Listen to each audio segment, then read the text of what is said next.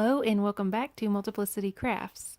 Today's project is a masculine card idea, and I recently asked my craft friends on Facebook for some ideas since I needed to make a masculine card, so this is what I came up with. Let's begin with an 8.5 by 11 sheet of craft cardstock. I'm cutting it evenly down the center at 4¼ inches, so this would give me two top folding A2 size cards. However, I'm going to be using the additional panel for matting today and not really for an additional card. So once my card base is made, I will be cutting the additional matting layers. Now, I'm kind of embarrassed to say this, but I totally forgot to write down the measurements for the rest of the layers. But basically, you can kind of see they're roughly about 1/4 inch or smaller than the card base. So it just go less and less as the layers get smaller.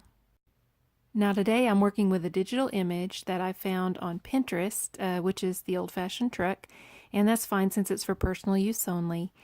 Also, I have some cute little digital image pumpkins from Craftin' Desert Divas, which I will have linked in my blog post. And I'm going to be coloring the pumpkins with my Copic markers. First, I will lay down my base color, and then afterwards, I'll go in with a darker orange, which is in the shade YR07, and add some shadows to the edges of the pumpkins.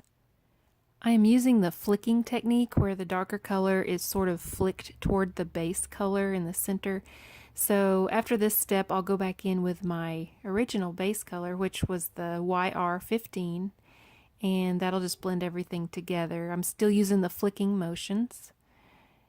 And at first it doesn't look like much, but you'll really be able to see the nice effect it gives once the ink is dry. Since the Copic nibs were too broad for the tiny detail of the pumpkins, I decided to use my Do Crafts Artiste watercolor markers for this step. Now they have a very fine brush tip on one end, which is perfect. So I'll be using the green marker to color in the tiny leaves. And you can see how pointed and precise this marker nib is. And I've used these in previous videos, and they're my go-to marker when I have the little small details that I need to color in.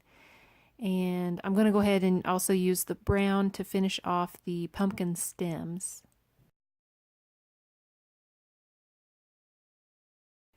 Now it's time to work on the truck. I pulled out my Prismacolor colored pencils for this step. And yes, it's perfectly acceptable. You can mix Copics and colored pencils on the same project, and I'll show you the effect you can get. So since I don't yet have a complete collection of Copics, I sort of filled in the blanks, I guess you could say, with other mediums I had on hand, such as these Prismacolor pencils.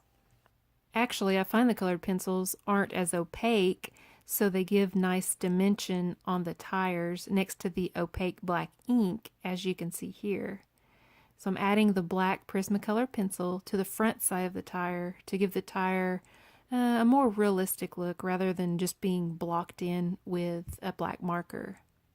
As I progress, I'm going to also add in some gray and brown to give the tire a realistic look and to add shading.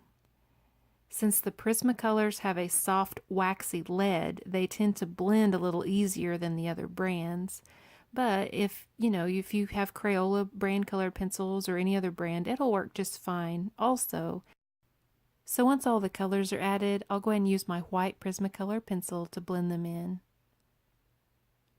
I did a little more coloring off camera, but you get the general idea of how I colored in the tires in the truck. So now that the truck is fully colored in, I'll go ahead and use my absolute favorite detail scissors, which are the Cutter Bee scissors, to fussy cut my image.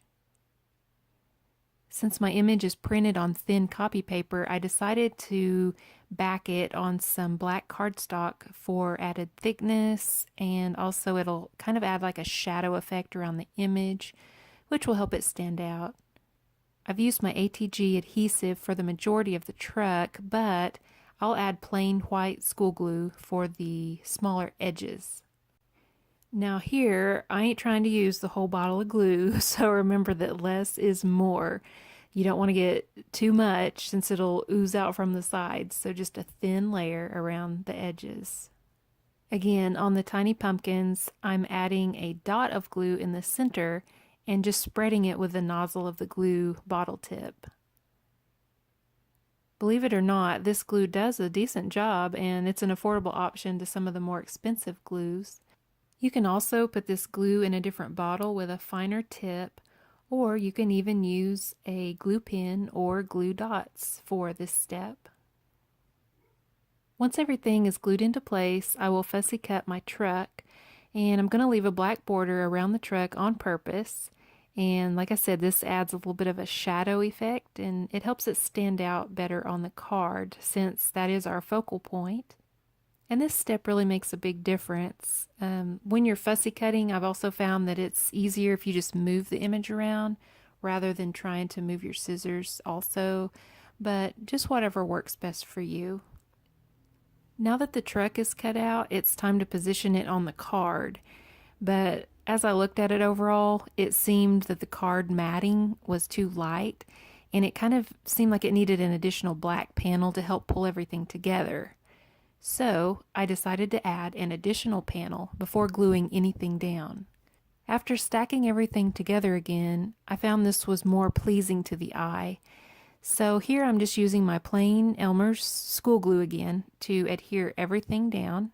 And let me just interject, I apologize if you hear my dog barking in the background, but I'm going to proceed on. But notice how I don't go all the way to the edges of the card with my glue.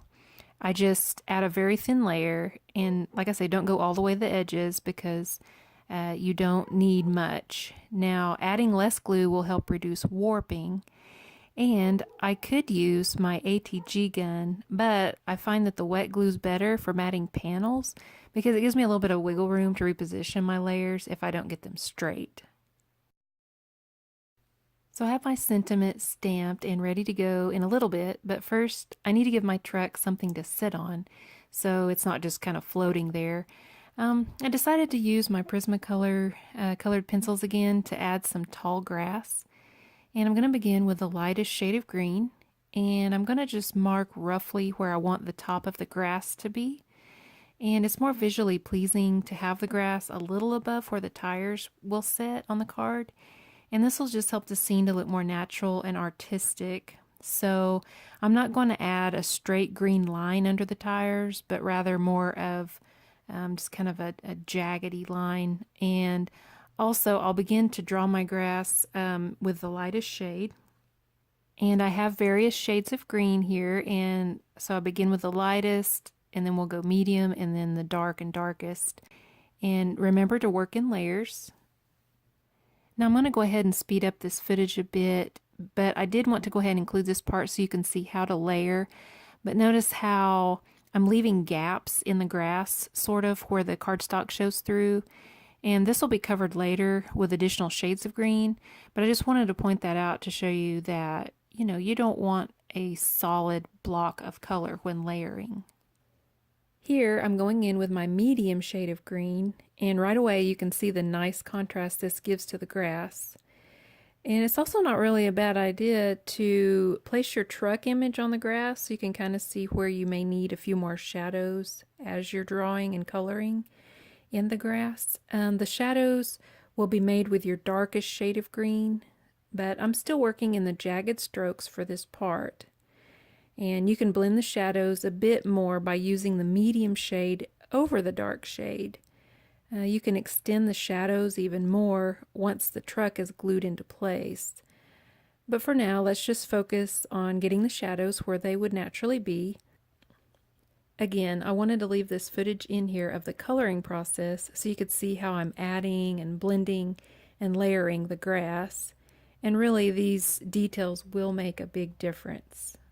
I'm using foam tape to adhere my truck down to the card base, and this will add a little bit of dimension while also casting natural shadows. You can double up on the foam tape if you want the image to be a bit more raised. However, I'm just using one thin layer here. And you can use your scissors to cut tiny pieces to go in all of the tiny spaces, or you can use foam squares as well. I also like to use these Cutter Bee scissors to help me release the backing off of the adhesive because they have that nice point. Now that the truck is positioned, I'll go ahead and glue down my sentiment, but I must admit I got a little carried away with the glue on this part, like I told you earlier not to do, so I'm going to have to clean up a little, and I wanted to leave this little mess up in here to show you that the best way to get rid of the excess glue is just take a piece of scrap paper and fold it to a sharp point, and then just kind of run that along the edge to wipe away the excess glue that may have seeped out. And that seems to work better than just wiping it away initially with like a paper towel or something, because you don't get the fibers left behind. Here I'm just adding a few finishing touches to the grass and also some highlights on the truck. And it's sort of easier for me to see where the shadows go once everything's glued down and in place. So after all the details are added, I have a finished card. And maybe you can get some good ideas from this card to use on your next masculine card. I will also have additional helpful links in my blog post, so be sure to head over there as well. And I would also love it if you would hit the subscribe button and give me a thumbs up. Thank you so much for watching.